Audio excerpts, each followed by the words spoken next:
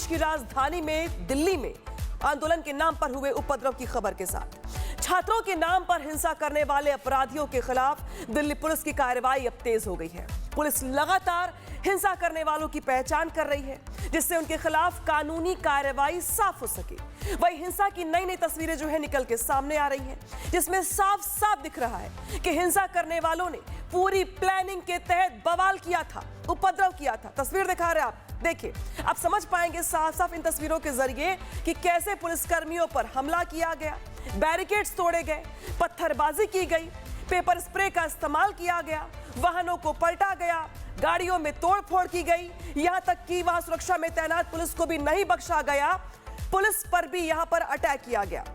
अब आपको हिंसा की तस्वीर दिखा रही है कि जो तस्वीर दिखा रहे हैं आपको, इससे आप बहुत हद तक समझ पाएंगे कि कैसे उत्पातियों ने यहां पर जमकर के उत्पात मचाया। उत्पातियों की पहचान की जा रही है, लेकिन जरा सोचिए कि यहां पर किस तरीके के हालात बन गए जब 2500 से ज्यादा क्रिमिनल्स इस प्रोटेस्ट का हिस्सा बन गए। और ये देखिए, यहाँ पे जो प्रोटेस्ट की तस्वीर दिखा रहे हैं आपको, ये देखिए, अब सवाल खड़े होते हैं कि क्या ये नीट के छात्र हैं? क्या ये वो छात्र हैं जो सालों साल एक पेपर को क्रैक करने के लिए मेहनत करते हैं?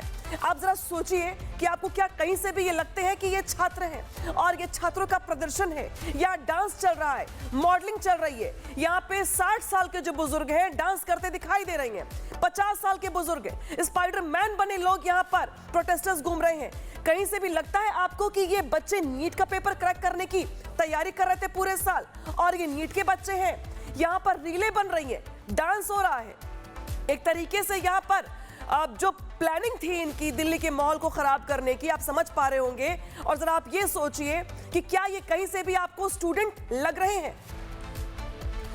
तो जिस तरीके से यहाँ पे तस्वीर दिखा रहे हैं आपको, आप साफ साफ समझ जाएंगे कि दरअसल ये नीट के स्टूडेंट्स के मुद्दे को हाईजैक करने के साथ ही दिल्ली में दंगा करवाने की प्लानिंग थी, जो अब बेनकाब हो चुकी है। दिल्ली पुलिस की ओर से हर रोज सीजेपी के प्रोटेस्ट को लेकर नए खुलासे किए जा रहे हैं, और पुलिस की जांच में बहुत सारी नई बातें निकल के सामने आई हैं कि दरअसल बच्चों के प्रोटेस्ट को यहां पर हाईजैक कर लिया गया और दिल्ली में दंगा करवाने की कोशिश की गई। सीजेपी का प्रोटेस्ट अब खत्म हो गया है, सरकार ने उनकी बात भी मान ली है, मांगे भी मान ली है। कॉकरोचों की 5 स्टार होटल में पार्टी भी हो गई। लेकिन अब इस आंदोलन के पीछे की जो सच्चाई निकल के सामने आई है, वो हैरान करने वाली है। दिल्ली पुलिस ने खुलासा किया है कि 20 जुलाई को भड़की हिंसा में 2800 से ज्यादा क्रिमिनल शामिल थे। इन अपराधियों के दिल्ली पुलिस ने कई फोटोज भी जारी किए हैं, जो आपके सामने भी रख रहे हैं।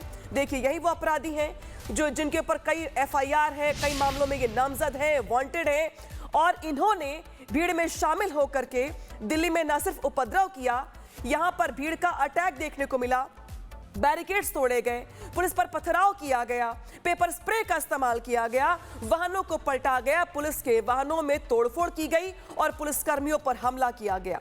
यहां तक कि पुलिसकर्मियों के जूते छीन लिए गए, उनसे हथियार छीनने की कोशिश हुई, यहां पर निषेधाज्ञा की अवहेलना की गई, नियमों को तार-तार किया गया। और ये वो लोग थे जो स्टूडेंट नहीं थे। एक तरीके से ये जो क्रिमिनल्स थे वो बच्चों के आंदोलन में छिप करके दिल्ली का माहौल खराब कर रहे थे। अब सवाल खड़े होते हैं कि आखिर इन सबके पीछे कौन था, किसका दिमाग था, ये मास्टरमाइंड कौन था इस पूरे आंदोलन का? रिपोर्ट दिखाता है आपको।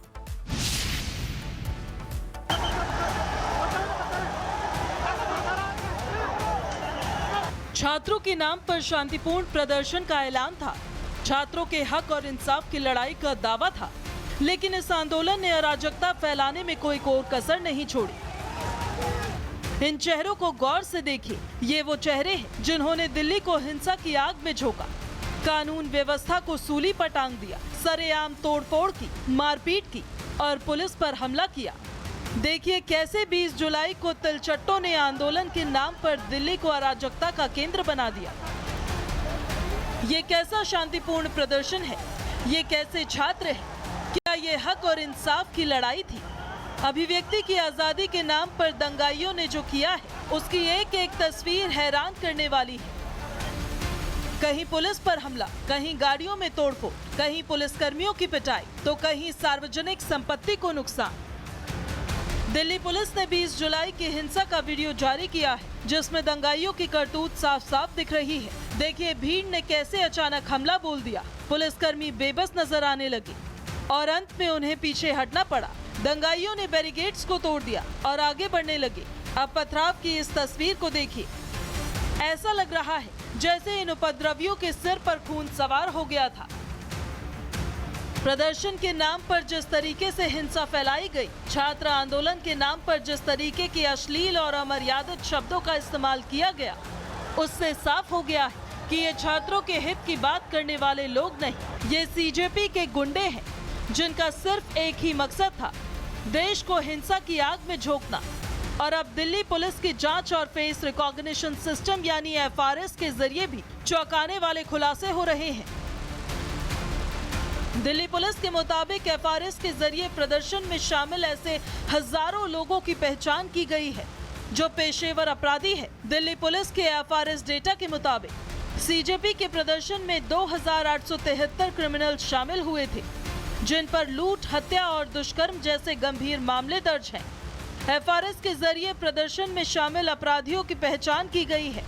दिल्ली पुलिस ने सीजेपी के प्रदर्शन में शामिल इन पेशेवर अपराधियों की तस्वीरें जारी की है। अब सवाल ये है कि छात्रों के नाम पर बुलाए गए प्रदर्शन में ऐसे पेशेवर क्रिमिनल्स का क्या काम था। जाहिर है ये भीड़ की आड़ में दिल्ली को हिंसा की आग में झोंकना चाहते थे, अराजकता फैलाना चाहते थे। दिल्ली को साजिश के तहत हिंसा की आग में झोंका गया और इस काम में उन लोगों का इस्तेमाल किया गया जो उपद्रव, हिंसा और अराजकता फैलाने में एक्सपर्ट हो। Bureau report, Republic Bharat.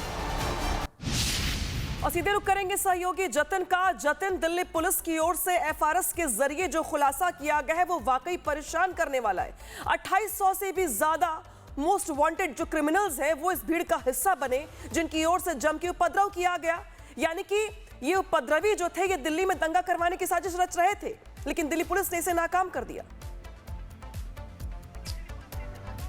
बिल्कुल, देखिए 2873 इनकी पूरी संख्या है और जब आप इसकी पूरी टाइमलाइन पर जाएंगे तो आप समझेंगे कि नॉर्थ ईस्ट दिल्ली से आने वाले ज़्यादातर बदमाश थे, उसके अलावा साउथ ईस्ट दिल्ली से आने वाले ज़्यादातर बदमाश थे और कुछ सेंट्रल इलाके। अगर आप इन इलाकों को भी स्पेसिफाई करेंगे तो जाफराबाद, चांदबाद इलाका, जामिया, शाहीन बाग, ओखला का इलाका, नई दिल्ली में हौज रानी इलाका, जामा मस्जिद के आसपास के जो इलाके थे, वहाँ के जो बैड कैरेक्टर्स थे वो बड़ी संख्या में अपने अपने लोगों के साथ इस प्रोटेस्ट में शामिल हुए। और एफआरएस सिस्टम में जब इन सभी को खंगाला गया, जो कैमरे वहां पर लगे थे जिनको उपद्रवियों द्वारा साफ तौर पर तोड़ा भी गया, उन कैमरों से भी जब फुटेज ली गई तो इनकी पहचान हुई है। हालांकि 2873 से भी आंकड़ा आगे बढ़ेगा क्योंकि ये घटना 20, 21, 22, 23 और 24 तक हुई। आखिरी दिन भी शनिवार को भी दिन के समय पथराव हुआ। ये हुड़दंगी उस भीड़ का हिस्सा बने और उसके बाद वर्दी को टारगेट किया गया। जितने भी घायल पुलिसकर्मियों को जब आप सुनेंगे तो वो बता रहे हैं कि कोई यूनिफॉर्म में था, चाहे वो दिल्ली पुलिस की हो या रैपिड एक्शन फोर्स की, उन सभी पर जो हमले हैं वो लगातार किए गए। और यही कारण है कि अब एक पूरा डोजियर इस पूरे मामले में तैयार किया जा रहा है और इन बदमाशों को लेकर आगे कानूनी कार्रवाई जो है वो अभी की जा रही है। लेकिन सबसे बड़ी बात, अभी जो बैक चैनल्स बातचीत चल रही है कॉकरोच जनता पार्टी और दिल्ली पुलिस के बीच, क्योंकि कॉकरोच जनता पार्टी का ये कहना है कि सारी एफआईआर रद्द हो, दिल्ली पुलिस का ये कहना है कि वायलेंस को लेकर जो एफआईआर की गई है उसको लेकर वो कोर्ट में जो अपना पक्ष है वो रखेंगे। हालांकि आगे क्या होगा, सुप्रीम कोर्ट में भी इसको लेकर दिल्ली पुलिस अपना जो पक्ष है वो रखेगी। लेकिन सबसे महत्वपूर्ण कि प्रोटेस्ट जो कि छात्रों के नाम पर ऑर्गेनाइज किया गया, लेकिन उस प्रोटेस्ट में हिंसा हुई और जब हिंसा हुई तो इन्वेस्टिगेशन ये बता रही है कि 2873 उपद्रवी बदमाश उसके अंदर शामिल हुए और ये वो बदमाश है जिनके ऊपर एक दो नहीं बल्कि कई मामले दर्ज हैं। हत्या के मामले दर्ज हैं, अटेम्प्ट टू मर्डर के मामले दर्ज हैं, रेप के मामले दर्ज हैं, लूटपाट के मामले दर्ज हैं। इसके अलावा जो आर्म्स एक्ट है इनके भी मामले दर्ज हैं। इन 2800 लोगों को जब आप स्क्रूटनी करेंगे तो आप समझेंगे कि ऐसे ऐसे लोग भी हैं जो 100 से ज्यादा हैं जिनके ऊपर हत्या जैसे मामले भी दर्ज हैं, लेकिन वो कैसे इस प्रोटेस्ट का हिस्सा बने। और यही कारण है कि दिल्ली पुलिस की जो इन्वेस्टिगेशन है वो पूरी कॉन्स्पिरेसी की ओर इशारा कर रही है कि आखिरकार इन लोगों को किसने बुलाया, किसने जगह दी, हिंसा में शामिल जो लोग उनको भड़काया किसने, कैसे हिंसा हो, और इसी को इन्वेस्टिगेशन करने की बात दिल्ली पुलिस कर रही है। लेकिन सीजेपी जो लगातार बोल रही है